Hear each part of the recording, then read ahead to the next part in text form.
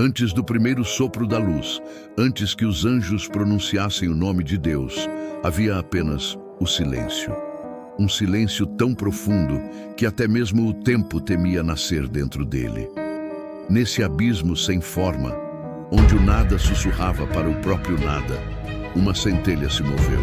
E essa centelha não era luz, era consciência, uma consciência livre, rebelde e sem nome. Assim começou a história de Belial, aquele que seria chamado de o filho do caos, o sem mestre, o espírito da insubmissão.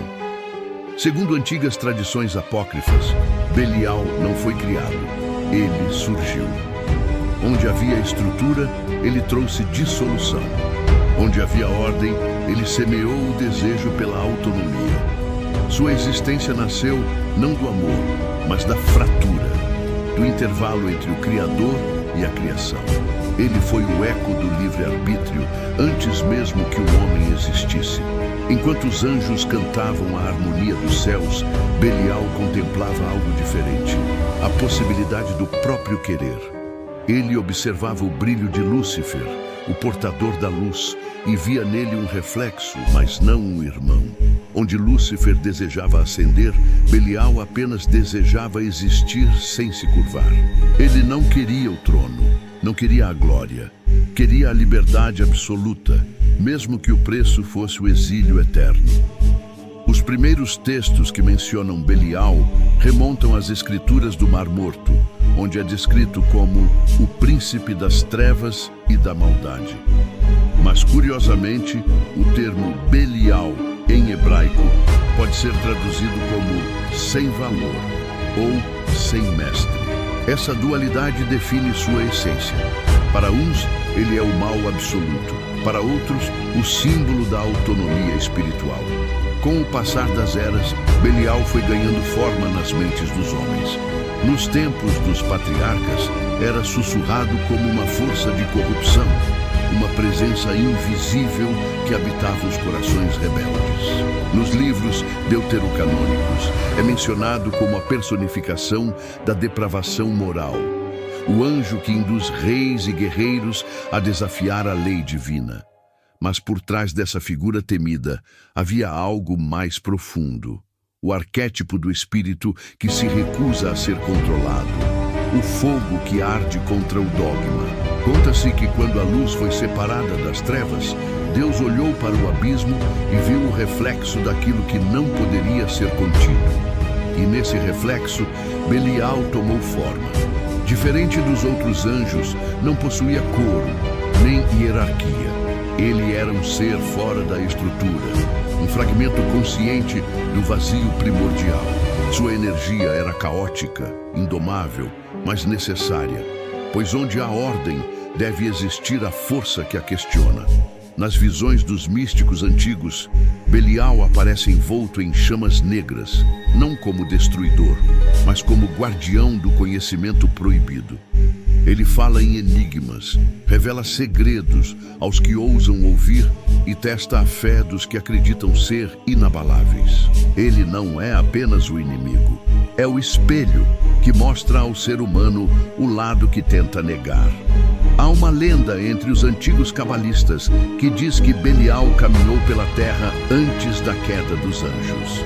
Disfarçado de brisa quente no deserto, ele sussurrava nos ouvidos dos sábios, perguntando: se tudo foi criado pela vontade de Deus, quem criou a vontade?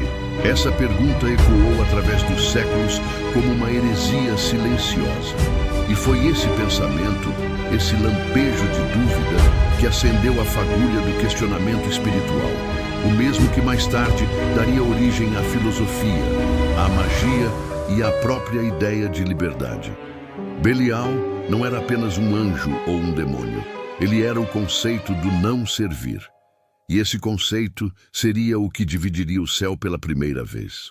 Quando o Conselho Celestial se reuniu para discutir os primeiros ecos da rebeldia, Belial foi chamado diante do trono.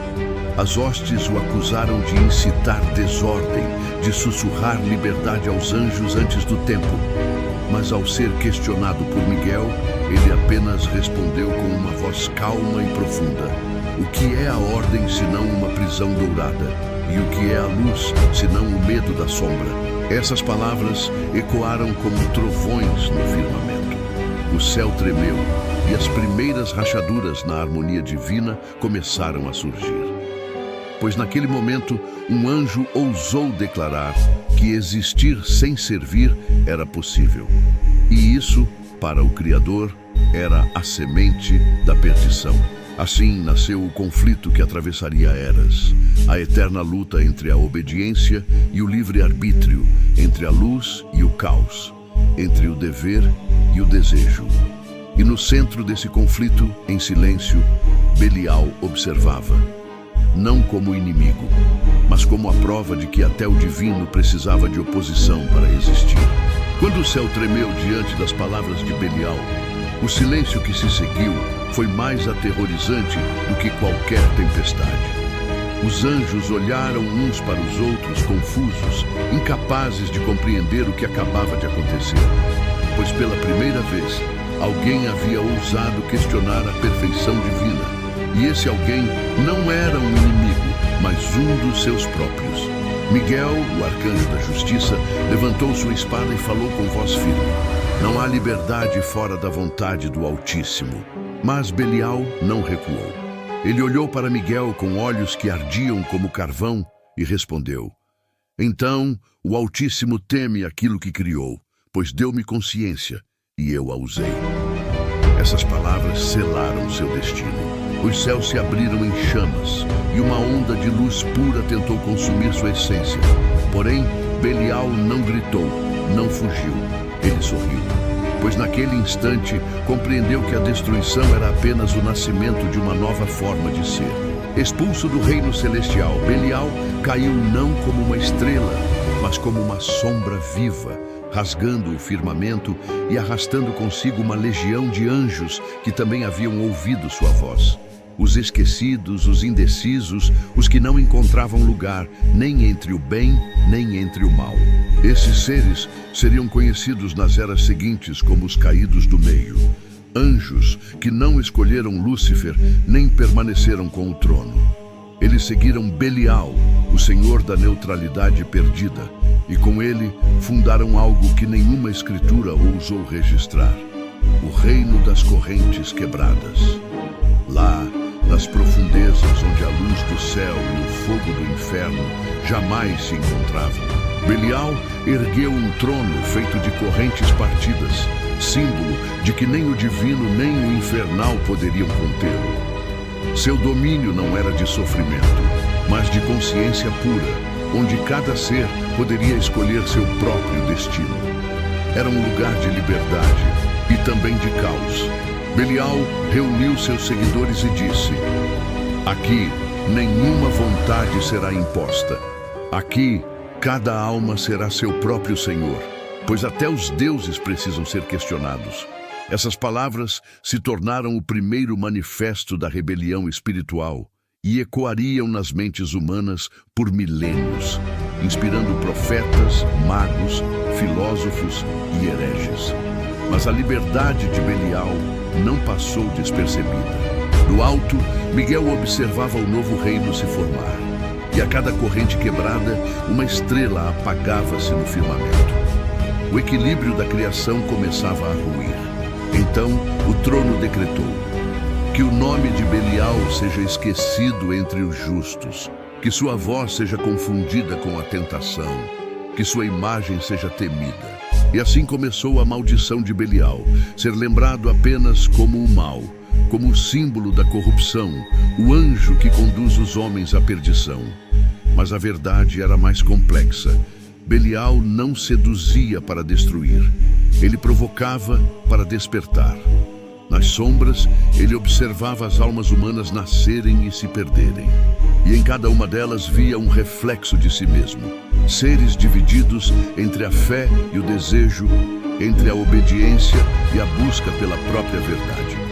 Belial passou então a se aproximar dos humanos, não com promessas, mas com perguntas. Por que obedeces ao que nunca viste? De que vale a luz se ela te cega para o que está nas trevas? O que é pecado se o próprio Criador te fez capaz de desejar? Essas vozes começaram a ecoar nas noites silenciosas da humanidade primitiva. Muitos as chamaram de tentações, outros de revelações. E assim, sem exércitos, sem armas e sem trono visível, Belial plantou nas mentes humanas a semente da dúvida, e com ela o nascimento da consciência crítica. Com o passar das eras, o nome de Belial foi sendo distorcido, transformado em símbolo do mal absoluto. Nas escrituras judaicas, ele aparece como o Senhor dos ímpios. Na tradição cristã, é confundido com Satanás, mas nos grimórios ocultos e nos círculos dos magos antigos, ele é descrito como o mestre da autonomia, o espírito que liberta o homem das correntes invisíveis do dogma. Um manuscrito perdido do século XIII descreve um ritual em que Belial teria aparecido a um monge, dizendo: "Eu sou a voz do que não se ajoelha, o fogo que não adora, a sombra que não teme."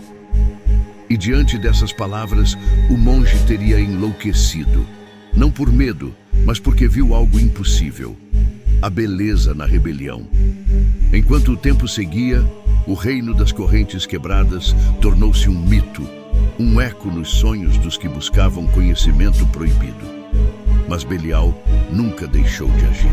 Dizem que ele caminha entre os homens invisível, sussurrando em seus ouvidos quando estão prestes a se render, lembrando-os de que o poder de escolher, mesmo o erro, é o que os torna verdadeiramente livres. E assim, enquanto o céu e o inferno travavam suas guerras eternas, Belial permanecia à margem, sorrindo, pois sabia que nenhum dos dois lados compreendia o verdadeiro poder, a liberdade do espírito. Após sua queda e o surgimento do reino das correntes quebradas, Belial tornou-se uma força silenciosa, porém constante. Enquanto os anjos travavam batalhas celestiais e os demônios tentavam dominar as almas humanas pela dor, Belial escolheu outro caminho. O da influência sutil, o do sussurro que se mistura ao pensamento, o da voz que desperta o desejo de compreender o proibido. Nos primórdios da humanidade, quando os primeiros povos olhavam para as estrelas em busca de respostas, ele estava lá, invisível, inspirando os sacerdotes a questionarem o motivo de suas oferendas, incitando reis a desafiar a vontade dos deuses. Belial não buscava adoração, ele alimentava a curiosidade, o fogo da dúvida, a centelha que tornaria os homens diferentes de todas as outras criaturas. Na antiga Suméria, ele foi chamado de Belual, Senhor sem trono. Dizem que os magos de Eridu falavam de um espírito que ensinava aos mortais as linguagens do céu e do abismo. Esse espírito não pedia sacrifícios, mas sabedoria. Ele lhes mostrava como desenhar sigilos, como abrir portais de consciência, como despertar o poder oculto dentro de si. Aqueles que o seguiam não o temiam, o reverenciavam como o despertador. Na Babilônia, Belial foi associado à estrela escura que jamais brilhava, um símbolo de poder invisível. Para os sacerdotes de Marduk, era o arquétipo do caos que precede a criação. Eles acreditavam que toda ordem nascia do confronto com o caos, e que o nome desse caos era Belial. Já no Egito Antigo, há inscrições que falam de um espírito sem forma, que desafia os deuses do Nilo. Ele seria o guardião das sombras, o que ensinou aos faraós que até o poder divino pode ruir se não for questionado. Os textos mais antigos o descrevem como uma presença que aparece em momentos de transição, quando impérios caem, quando religiões se desfazem, quando o homem está prestes a renascer espiritualmente. Belial é o eco das revoluções, antes que elas comecem. Ele não destrói civilizações, ele as obriga a evoluir. Nos tempos de Israel, porém, seu nome tornou-se sinônimo de corrupção. As Escrituras falavam dos filhos de Belial, homens ímpios, rebeldes, que desafiavam as leis do Senhor. Mas por trás da condenação havia algo que os profetas temiam: A ideia de que Belial representava o livre-arbítrio absoluto, o poder de agir sem a necessidade de uma divindade controladora. Ele era a lembrança incômoda de que até o ser humano poderia tornar-se criador de sua própria vontade. Com o passar dos séculos, Belial passou a ser reverenciado por ordens secretas e sociedades ocultas. Os essênios, em seus manuscritos do Mar Morto, descrevem a eterna guerra entre os filhos da luz e os filhos das trevas. Mas o texto é enigmático. Em alguns fragmentos, Belial não aparece como inimigo, e sim como instrumento da prova, o adversário necessário para que a fé dos justos seja testada. Sem ele, não há evolução espiritual. Durante a Idade Média, Belial ressurgiu sob 1000 nomes. Para os alquimistas, era o fogo negro que precede a iluminação, o solve et coagula, o poder de dissolver e recriar. Para os místicos templários, era o símbolo da dualidade divina, a sombra que mantém o equilíbrio da luz. Na Europa oculta, grimórios como The Lesser Key of Solomon e Pseudo-Monarchia Daemonum o descrevem como um rei poderoso, coroado de fogo, que comanda 80 legiões de espíritos. Mas suas instruções aos magos não eram de destruição. Ele dizia: domina-te antes de tentar dominar o mundo. Essa frase, perdida em traduções e manuscritos, revela a verdadeira essência de Belial. Ele não é o demônio do caos, mas o mestre do autodomínio. Ele desafia, provoca e testa, porque apenas quem enfrenta sua própria escuridão é digno de alcançar a luz. Nos séculos seguintes, o nome de Belial tornou-se tabu. A Igreja o colocou entre os piores demônios, símbolo da desobediência e da depravação. Mas enquanto queimavam livros e exorcizavam nomes, suas ideias continuavam vivas em filósofos, artistas e poetas que, sem saber, seguiam seu sussurro. Em tempos modernos, Belial foi reinterpretado por ocultistas como o arquétipo do espírito livre, não como uma entidade maligna, mas como a personificação do homem que rompe correntes e cria seu próprio destino. Ele não representa o mal, representa a responsabilidade pela própria liberdade. E assim, sua influência continua. Toda vez que alguém questiona um dogma, que um pensador desafia um sistema, que uma alma busca a verdade por conta própria, Belial está presente. Ele é o vento que sopra nas ruínas das certezas, o sussurro que diz: pensa por ti mesmo. A presença invisível que observa os de espírito forte e fraco, não para julgá-los, mas para lembrá-los de que a escolha é o verdadeiro poder. Milênios se passaram desde que Belial caiu do firmamento. Impérios nasceram e ruíram, religiões se ergueram e se perderam, mas seu nome continuou proibido, escondido nos cantos sombrios da memória humana. Porém, os antigos ocultistas diziam: o que é proibido não desaparece, apenas se oculta até que a mente esteja pronta para compreendê-lo. E assim, a presença de Belial nunca se apagou. Ela esperava, paciente, o momento em que a humanidade estivesse madura o suficiente para encarar sua própria sombra. Em um tempo sem tempo, entre os mundos do espírito e da matéria, Belial ergueu-se mais uma vez diante da luz eterna. Mas agora, ele não era mais o anjo caído nem o demônio amaldiçoado. Era a síntese, o resultado de eras de reflexão, dor e consciência. O Criador, em silêncio, observava, e Belial, com sua voz que ecoava como trovão e brisa ao mesmo tempo, disse: tu me chamaste de rebeldia, mas eu fui o reflexo da tua própria liberdade. Tu me chamaste de trevas, mas fui a sombra que deu forma à tua luz. Pois sem mim, Senhor, tua criação jamais conheceria a escolha. Nesse instante, o universo estremeceu. A separação entre o bem e o mal, entre céu e inferno, começou a se dissolver, como se uma verdade maior estivesse sendo revelada, que ambos sempre foram partes da mesma essência. Belial não era inimigo do Criador, mas o aspecto esquecido de sua própria mente. O questionamento necessário que mantém viva a chama da existência. Os arcanjos perplexos observaram quando o trono celestial foi envolto por um silêncio dourado. O Criador não respondeu com ira, nem com castigo. Apenas murmurou: "Até o que me nega, me serve." E com essas palavras, o sentido da rebelião foi ressignificado. Belial compreendeu então que sua queda nunca fora uma punição, mas uma missão. Sua função era conduzir as almas ao autoconhecimento, não pela obediência, mas pela experiência.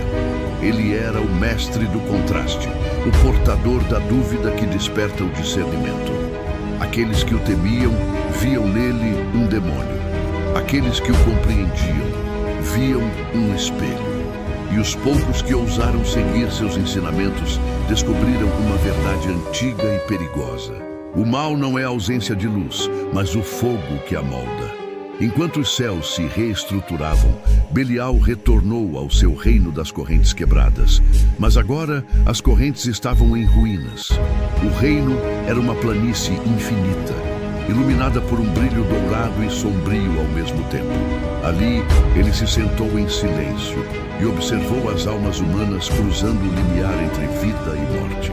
Algumas vinham em busca de redenção, outras em busca de poder, mas todas, sem exceção, carregavam dentro de si a centelha que ele havia deixado no início dos tempos, a capacidade de escolher.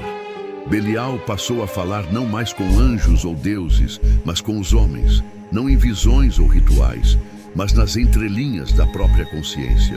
Sua voz não se ouve com os ouvidos, mas com o coração que se recusa a aceitar respostas prontas. Ele é o impulso que move o pensador, o artista, o rebelde, o buscador da verdade. A obediência cria ordem, dizia Belial, mas apenas a rebelião cria evolução. E enquanto o mundo moderno afundava em novas formas de servidão, tecnológicas, políticas e espirituais, o nome de Belial voltava a ser sussurrado entre aqueles que desejavam romper com as ilusões. Para uns, ele ainda era o símbolo da perdição. Para outros, o libertador da consciência. Mas Belial nunca pediu templos, nem oferendas, nem adoração. Tudo o que ele sempre quis foi que o ser humano olhasse para dentro de si e perguntasse: o que é meu e o que me foi imposto? Essa é a essência do seu ensinamento. Não há tronos no inferno, nem coroas no céu, que valham mais do que a liberdade de um espírito desperto. Belial sabia que, ao final de tudo, Deus e ele não eram opostos. Eram dois lados da mesma criação, dialogando eternamente para manter o equilíbrio do todo. E assim, a história de Belial não termina em condenação ou glória, termina em revelação. Porque ele não foi o anjo que caiu, foi o primeiro a compreender o preço da liberdade. E enquanto o universo gira, entre luz e sombra, ordem e caos, uma voz antiga ainda ecoa, atravessando o tempo e a carne, sussurrando em cada alma que ousa pensar: não te curves diante do medo, não adores o que não compreendes, pois a verdadeira fé nasce quando o espírito é livre para duvidar. E nesse instante, as correntes do mundo invisível se desfazem. O fogo silencioso de Belial acende-se dentro de cada um de nós, não para destruir, mas para lembrar que até a escuridão é um caminho para a luz.